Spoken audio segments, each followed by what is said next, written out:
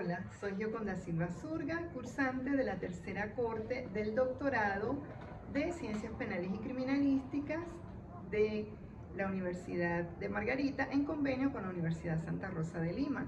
En esta ocasión vengo a disertar sobre las ciencias forenses a objeto de cumplir con el objetivo señalado por la profesora y doctora Elizabeth Gutiérrez, nuestra catedrática y especialista en el área de ciencias forenses y quien nos ha encomendado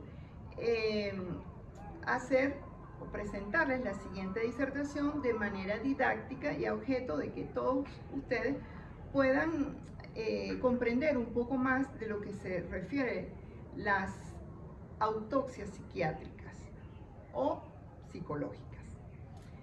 Es importante para comenzar mi disertación en comentarles o aclararles a qué se refiere la psiquiatría forense, que no es nada más y nada menos que una subespecialización en la psiquiatría, en la cual se enfoca en la intersección entre la salud mental y el sistema legal.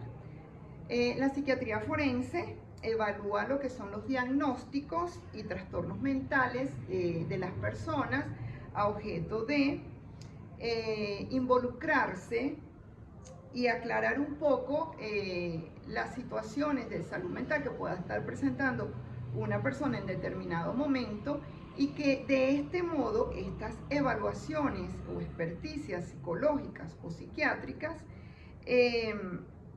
sean incorporadas en el proceso judicial y de este modo proporcionar información fidedigna al proceso.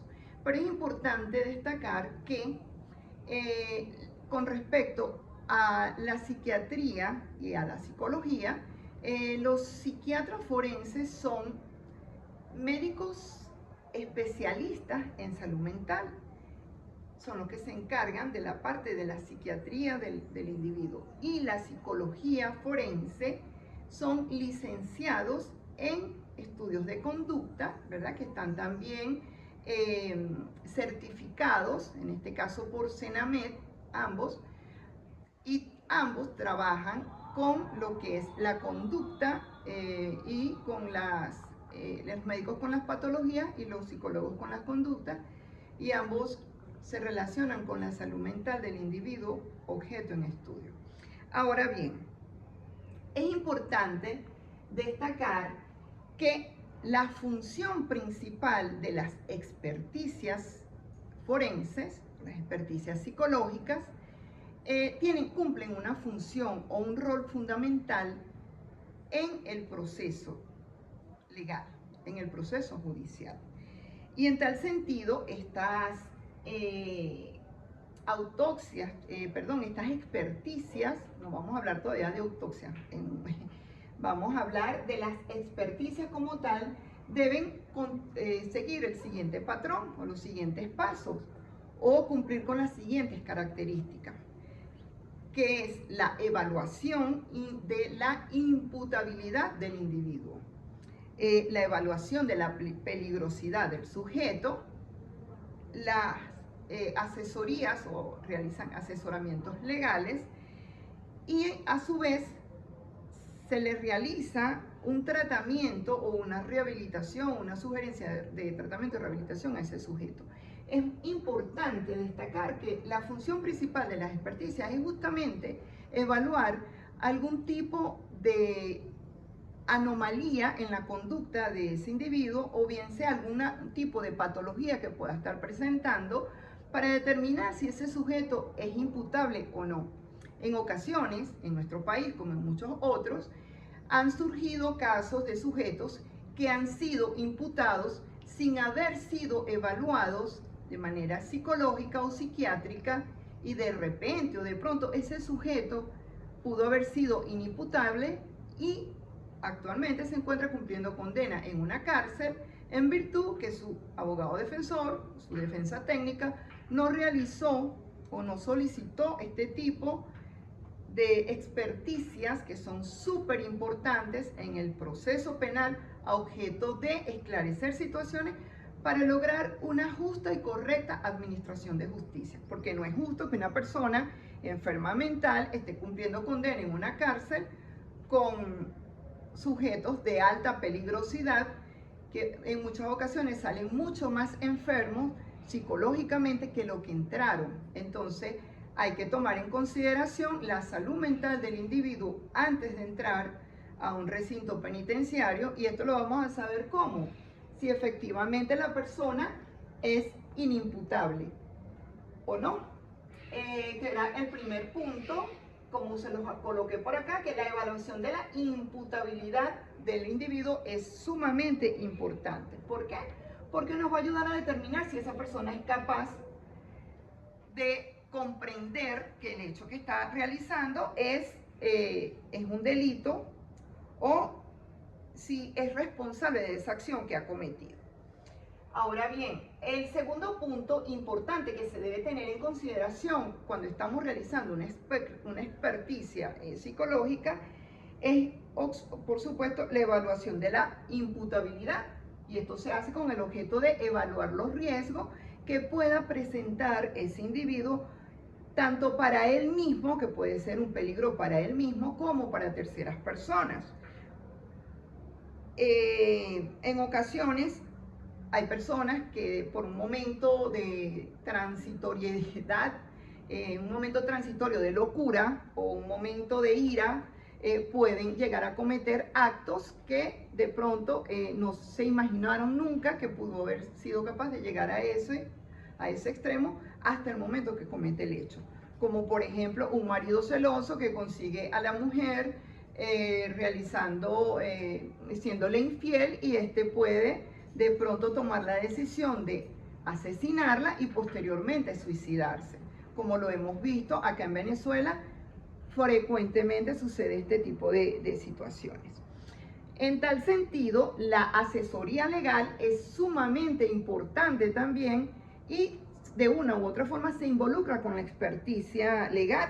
¿Por qué? Porque colabora a los abogados, defensores, fiscales del Ministerio Público, acusadores, a los jueces, a todos los profesionales del derecho, les proporciona la suficiente información de salud mental de este sujeto, de manera que pueda ser un poco más objetiva esas respuestas o esos diagnósticos que se le pueden estar presentando a esos individuos. Y por otra parte, el último punto en las experticias que también se deben tomar en consideración son los tratamientos y rehabilitaciones. En muchas ocasiones sabemos que un individuo, cuando está presentando ciertos problemas de conducta o ciertas patologías, cuando estamos hablando de enfermedades mentales, sabemos que de pronto si emplean algunas terapias o algún tratamiento, bien sea mediante ansiolíticos o algún tipo de sustancias psicotrópicas legales, para tratar de mantener a esa persona bajo un control, pudiésemos hablar que estamos ante la presencia de un tratamiento y de una rehabilitación de este sujeto. ¿Con qué fin o con qué objetivo? Evitar que esta situación o estas conductas trasciendan y puedan concluir en una tragedia. En tal sentido, la experticia psiquiátrica o psicológica, en materia forense se les llama de una u otra manera, pero es importante que tengamos claro que cuando hablamos de psiquiatría son médicos especialistas en patologías de enfermedades mentales, y cuando hablamos de psicólogos son licenciados especialistas en conductas, pero ambos tienen la certificación como forenses, bien sean psiquiatra forense o psicólogo forense, y ambos realizan lo que es la experticia psiquiátrica. ¿Para qué?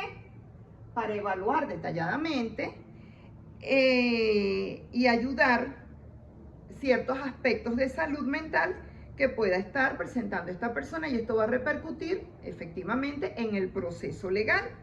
Estas evaluaciones se encuentran fundamentadas en casos de salud mental de los individuos, los cuales pueden influir de manera favorable o desfavorable al individuo.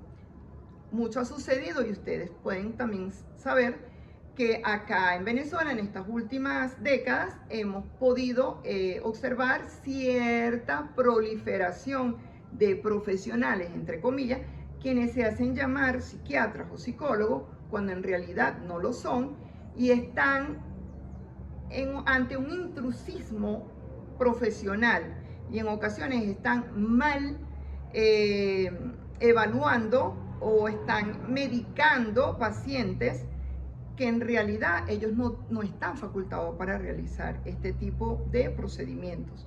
Entonces terminan afectando mayormente al paciente que pudiese estar presentando algún tipo de patología de salud mental. Ahora bien, cuando hablamos de las experticias psiquiátricas, también tenemos que tomar en consideración que tiene que comprender 5 puntos o 5 aspectos importantes. ¿Cómo lo son cuando vamos a realizar una experticia psiquiátrica? La historia clínica del paciente, se debe realizar una evaluación del estado mental, las pruebas psicológicas, obviamente, mediante tests, realizar un diagnóstico y el informe pericial, que es lo que en realidad vamos a usar y lo que vamos a incorporar en el proceso penal venezolano.